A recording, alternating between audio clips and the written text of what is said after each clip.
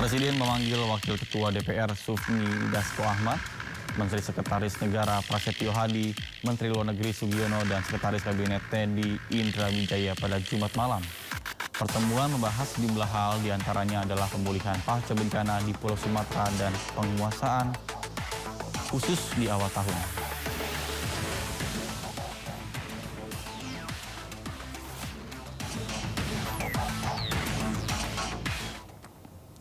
Sejumlah aktivis dan pakar bidang hukum dan HAM menilai sejumlah pasal dalam KUHP baru berpotensi mengancam kebebasan berpendapat. Selain itu ada pula ketentuan yang dianggap mengancam privasi masyarakat.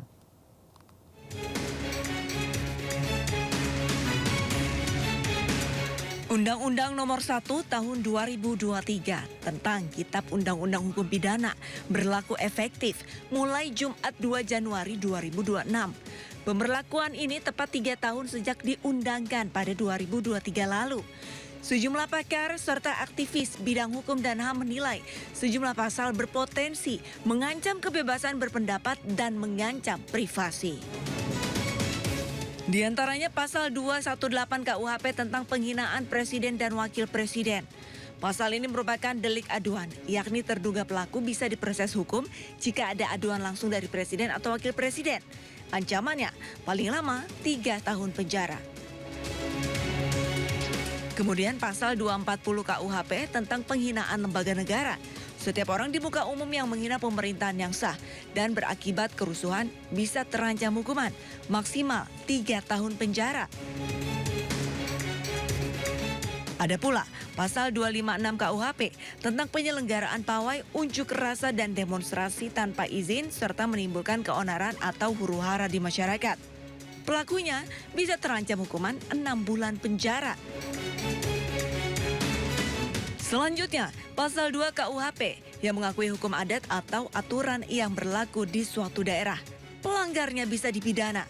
Pasal ini dikhawatirkan memicu kesewenang-wenangan peraturan daerah hingga aksi main hakim sendiri. Lalu ada pasal 411 dan 412 KUHP tentang perzinaan dan kohabitasi atau hidup bersama tanpa ikatan pernikahan. Pasal ini merupakan delik aduan yang bisa diadukan oleh pasangan sah atau orang tua pelaku. Ancamannya maksimal 1 tahun penjara. Kemudian pasal 188 KUHP tentang penyebaran paham komunisme, Marxisme, dan Leninisme yang ancaman hukumannya hingga 4 tahun penjara. Terakhir pasal 300, 301, dan 302 KUHP tentang tindak pidana agama sebagai perluasan dari pasal penodaan agama. Kelompok HAM menilai pasal ini multitafsir dan rentan dipakai untuk menekan kelompok minoritas. Ancaman hukumannya hingga 3 tahun penjara. Tim Liputan iNews melaporkan. Pemirsa, libur akhir tahun Kota Yogyakarta masih menjadi tujuan favorit wisatawan dari berbagai daerah. Salah satunya adalah wahana edukasi Taman Pintar menjadi lokasi yang paling banyak dipadati pengunjung saat libur sekolah.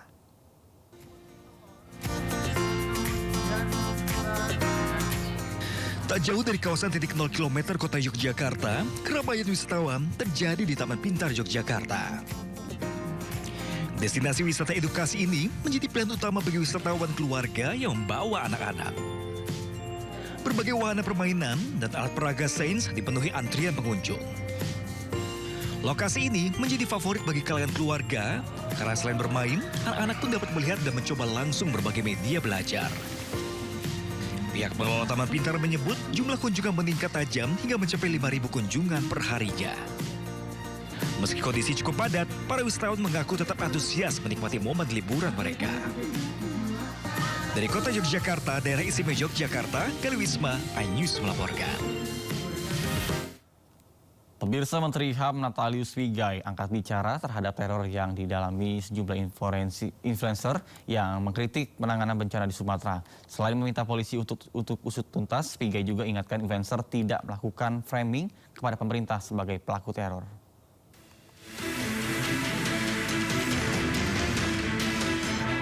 Menteri Hak Asasi Manusia RI Natalius Pigai meminta aparat kepolisian untuk mengusut tuntas teror terhadap aktivis dan influencer yang terjadi beberapa waktu terakhir. Pigai juga menilai perlu adanya kehati-hatian agar ruang demokrasi tidak disalahgunakan untuk kepentingan pribadi atau pihak tertentu. Melalui siaran pers Kementerian Hak Asasi Manusia, Pigai pun mengingatkan pada influencer tak melakukan framing kepada pemerintah sebagai pelaku teror. Terlebih polisi belum menemukan pihak yang bertanggung jawab atas rentetan teror pada influencer. Sebelumnya, influencer Ramondoni atau DJ Doni dan influencer sekaligus aktivis Shirley Anavita mendapat ancaman teror. Diduga teror tersebut terjadi karena mereka kerap mengkritisi penanganan bencana Sumatera dan mengkritik pengelolaan lingkungan. Tim Liputan iNews melaporkan. Pemirsa, Guru Besar Fakultas Hukum Universitas Gadjah Mada, Zainal Arifin Mokhtar, mengaku mendapatkan teror dari orang tak dikenal.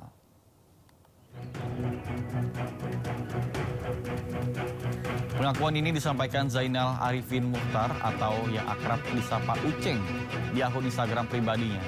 Dirinya mengaku menerima telepon dari orang tidak dikenal. Kemudian telepon diterima beberapa kali dan berisi ancaman.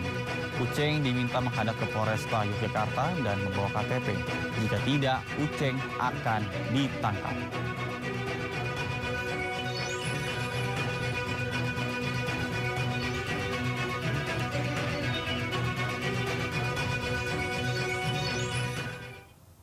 Pemirsa, Menteri Imigrasi dan Permasyarakatan Agus Andrianto mengatakan bahwa hukum pidana kerja sosial mulai berlakukan Januari 2026. Lokasi dan kerja sosial akan ditentukan masing-masing pemerintah daerah terkait.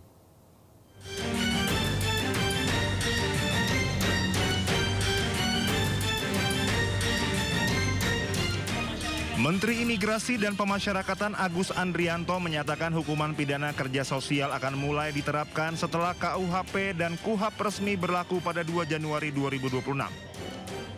Ia menyampaikan seluruh kepala lembaga pemasyarakatan dan kepala rumah tahanan telah menaikkan sejumlah kerjasama dengan pemerintah daerah terkait penerapan sanksi kerja sosial tersebut. Nantinya lokasi dan kerja sosial yang akan diberikan ditentukan oleh masing-masing pemerintah daerah terkait. Nanti kita tunggu berlakunya KUHP baru 2 Januari.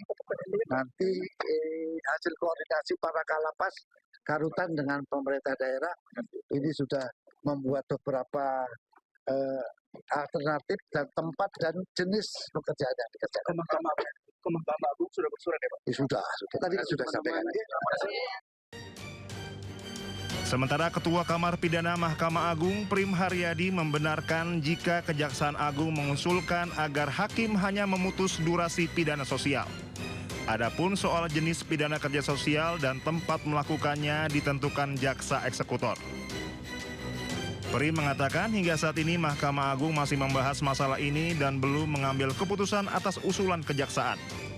Menurut Prim, keputusan yang sudah diambil Mahkamah Agung yakni hakim akan menyebutkan kesalahan terdakwa, bentuk jenis pidana kerja sosial, lama durasi kerja dalam 1 hari dan 1 pekan, serta di mana terdakwa akan melaksanakan kerja sosialnya. Dikatakan bahwa kerja sosial itu tidak boleh lebih dari 6 bulan masanya. Oleh karenanya, hakim dalam menjatuhkan pidana kerja sosial harus menyebutkan dalam 1 hari itu berapa jam. Kemudian dalam 1 minggu itu berapa hari. Terdakwa harus melakukan kerja sosial dan menyebutkan di mana tempat kerja sosial itu dilakukan. Apakah di rumah sakit, apakah di rumah-rumah ibadah gitu ya. Nah, memang ini jujur saja ini ada pembicaraan lah antara Pak Jampidum dengan kami. Pak Jampidum menginginkan kalau bisa katanya sudah ada pembicaraan Pak Jampidum dengan Kementerian Dalam Negeri kalau tidak salah saya. Beliau berkeinginan agar hakim hanya menyebutkan tentang lamanya saja. Tempat itu nanti mereka yang menyesuaikan dengan kondisi daerah setempat. Pidana kerja sosial merupakan hal baru yang termuat dalam Undang-Undang Nomor 1 Tahun 2023 tentang Kitab Undang-Undang Hukum Pidana atau KUHP. KUHP baru ini akan mulai berlaku pada 2 Januari 2026 termasuk dengan Kitab Undang-Undang Hukum Acara Pidana atau KUHAP.